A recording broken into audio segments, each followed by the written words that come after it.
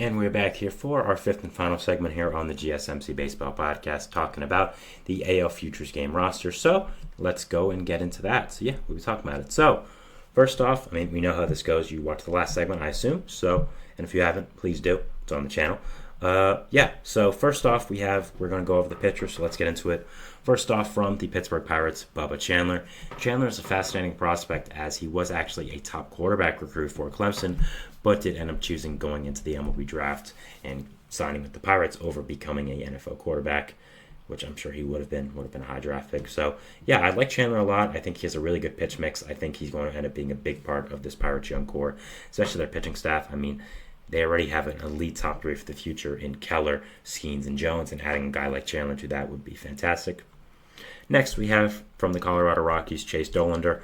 Dollander, the Rockies' top pick from last draft, is fantastic. Has a great fastball, has great off-speed pitches as well. I think is very advanced as a pitching prospect, and I do really like what he is going to bring for the future of this Rockies team.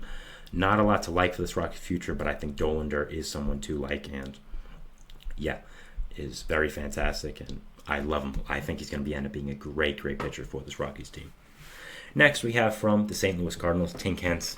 Hence, I feel like, has been on top prospect list for a good amount of time now, and for a good reason. Never really found the stride in the big leagues, but has a really good stuff. Can end up becoming a really good pitcher for this Cardinals team that definitely needs a young infusion of pitchers on this team. So, yeah, I think he's really good, has a really good pitch mix combo, and will end up being a big part of the Cardinals' future. Next, from the Cincinnati Reds, their top pick from last year, Rhett Lauder. Lauder was one of the top pitching prospects in the draft, and the Reds were able to snag him, so that was really nice. Has a really fantastic fastball. This is a guy that could probably throw 99, 100 consistently at the big leagues. His off-speed pitches might need a little bit of work, but overall, I see great things for him in the future. He should be up by maybe the end of this year or the start of next year for the Reds.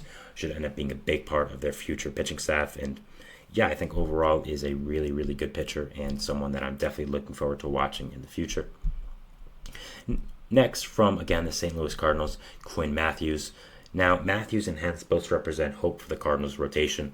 Their rotation has been so bad for the last few years, and having both these your top pitching prospects in the futures game is something that is very exciting and something that gives you hope for this pitching staff. There's not a lot to like here except Sonny Gray, and even he's getting older. So having these two guys be able to be in this game, be able to be so highly thought after in the big leagues, is something that is very exciting.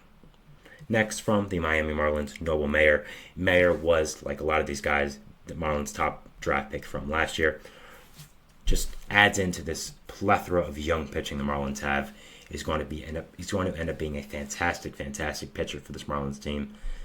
They know how to develop pitchers. If there's one thing they can do in that organization, I have no doubt that he's going to become a future star with this team. And looking at the future of this rotation with guys like Rosario, Garrett, Gary Perez whenever he comes back, Sandy Alcantara whenever he comes back, Mayer should just add in another layer to that. Max Mayer as well.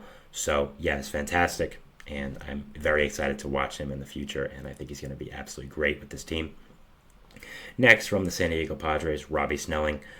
One of our first left-handed pitching prospects on this list. Yeah, I really like Snelling a lot for this Padres future and this rotation as well.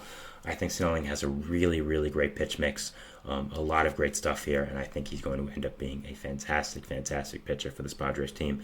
He's a top prospect for them. We'll be seeing if he gets traded to a team maybe like the White Sox for Garrett Crochet, but if he doesn't, should end up being a big part of this Padres team, and I think is very good. Next, we have from the New York Mets, Brandon Sporat.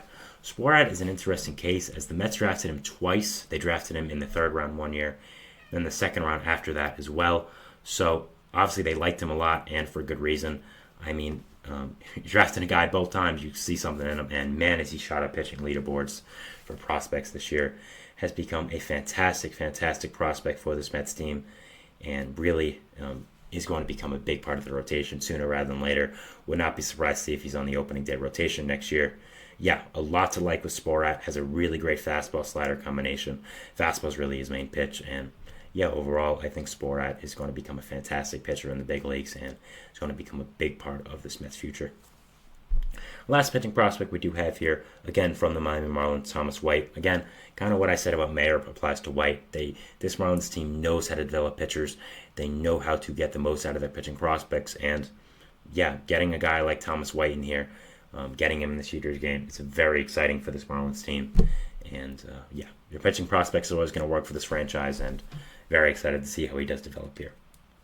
Next, we're moving on to catchers. The first one from the Atlanta Braves, Drake Baldwin. Now, the Braves don't really have that great of prospects anymore. I mean, they traded them all. You look at their core, you can see they traded all their good prospects. So having one guy in this game is nice. I'm not that high on Baldwin, to be perfectly honest. A 23-year-old in AAA who hasn't hit the greatest. I don't think he's that good, but again, the Braves needed a representative, and there we go with Baldwin. Kind of there just for the Braves, but overall, he's kind of okay. Not that high in him, but should be interesting to see if he can improve in the future. Sorry to be a little bit of a Debbie Downer, but that's kind of it. Next, from the Los Angeles Dodgers, we have Tayron Lorenzo. I believe I pronounced his name right. If not, I apologize.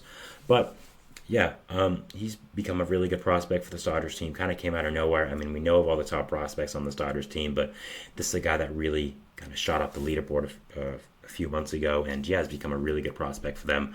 So lots to like here. I think his hitting tool is really nice, and I think overall should become a nice piece of this Dodgers future. Not sure will he'll play, as you just extended Will Smith for the next 10 years, so he could end up becoming a big trade piece, whether you're trying to get a guy like Luis Robert or something from the White Sox. So should be interesting here, but overall will be very exciting to watch and end up seeing what does happen here with him.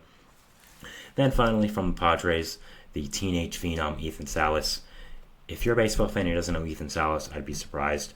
Was, I believe, set the international signing record by the Padres by any team ever. So that was nice. This guy's 17, is in Double-A, is crushing it. Could be up next year as an 18-year-old for this Padres team. Is by most people a consensus top 5 prospect. Is absolutely fantastic, and yeah, nothing really to say about Salas. He's just so good. I mean, this guy really could be up next year as an 18, 19-year-old, and yeah, just is so good. I don't know what to say about Salas that hasn't been said. And overall is a fantastic catching prospect, and profiles really as just a phenom in the future. Next, we have, going to the infielders now, from the Cincinnati Reds, Cam Collier.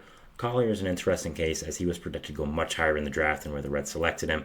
I'm sure Reds fans were ecstatic they ended up getting him, but has really not performed in the minor leagues, has become a really big disappointment for them.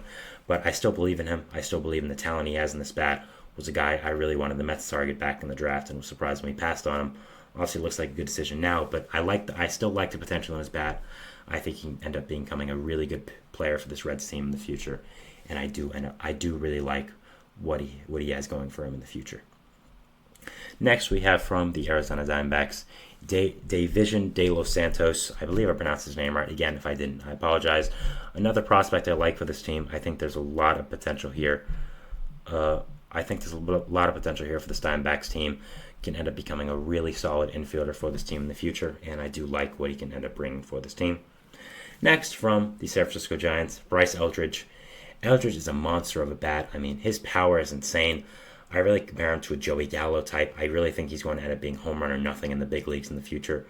There's a lot of potential with this bat, and I think that looking at his bat again, it is a lot of power. Has to work on his overall hit tool, but a ton of power that really is going to help him out, and yeah, I like him a lot for the future.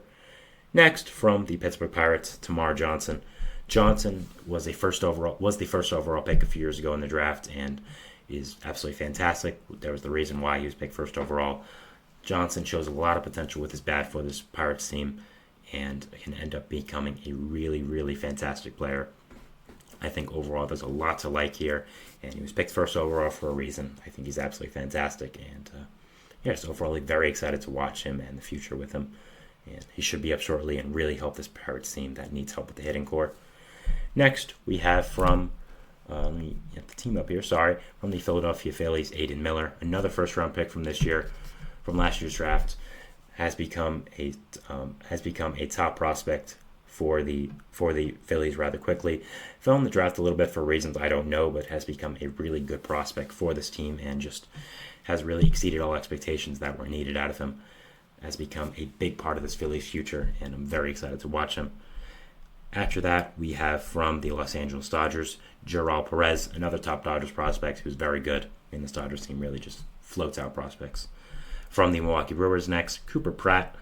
I like Pratt's hit tool a lot. I think he can end up becoming a really good player for the future of this Brewers team. And yeah, I think there's a lot to like here with him. Next, from the Chicago Cubs, Matt Shaw, another first-round pick from last year, has really done well in the minor leagues.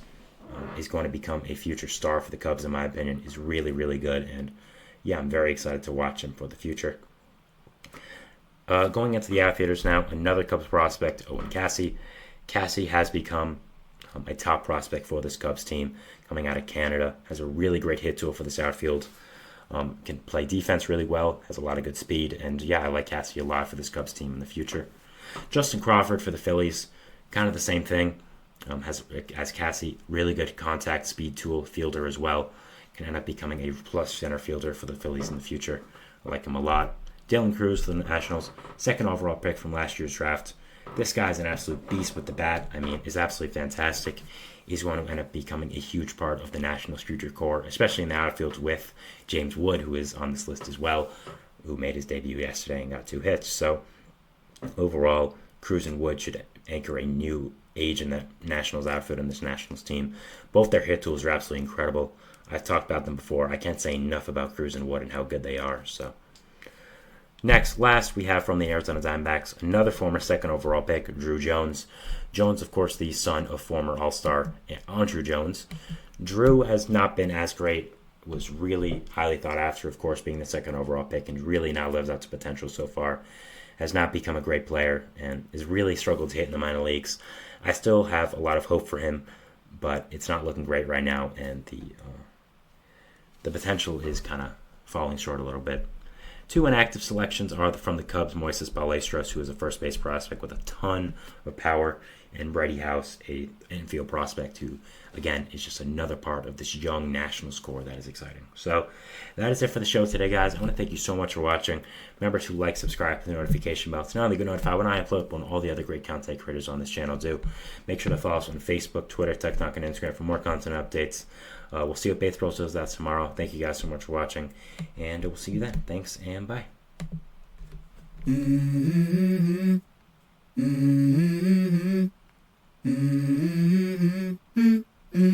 Let's go.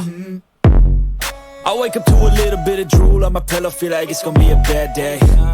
Yeah, I'm tired of shit, and the coffee ain't hit yet, damn, ain't that great. I don't wanna go to